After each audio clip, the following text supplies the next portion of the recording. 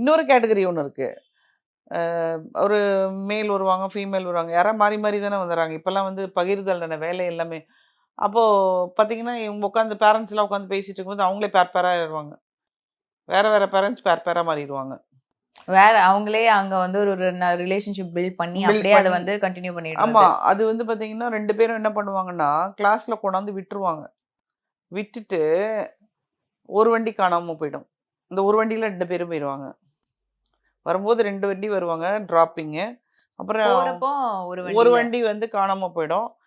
திரும்ப கிளாஸ் முடியிற நேரத்துக்கு அந்த இன்னொரு வண்டி வரும். ஆஸ் யூசுவல் 2 பேரும் பிக்கப் பண்ணிட்டு போயிருவாங்க.